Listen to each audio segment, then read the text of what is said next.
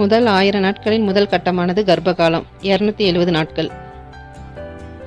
கர்ப்ப காலத்தில் சத்தான சரிவிகித உணவு குழந்தையின் வளர்ச்சிக்கும் தாயின் உடல் வலிமைக்கும் பாலூட்டுவதற்கும் தாயை தயார் செய்கிறது. இக்கட்டத்தில் தாயின் எடை கூடுதல், ஹீமோகுளோபின் அளவு, இரத்த கொதிப்பு, இரத்தத்தில் சர்க்கரை அனைத்தும் கவனத்தில் கொள்ள வேண்டும். இரும்பு சத்து நிறைந்த உணவுப் பொருட்கள் மற்றும் கால்சியம் சத்து எடுத்துக்கொள்ள வேண்டும். அத்துடன் இரும்பு மற்றும் கால்சியம் சத்து மாத்திரை.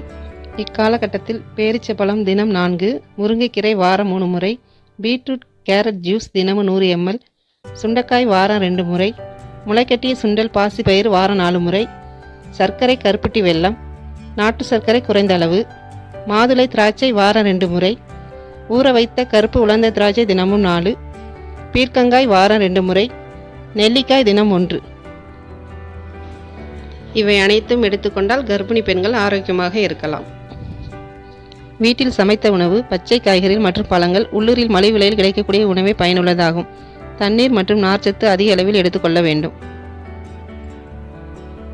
தவறாமல் அங்கன்வாடி மையங்களில் வழங்கப்படும் சத்து மாவை பெற்றுக்கொண்டு பயன்பெறுங்கள்.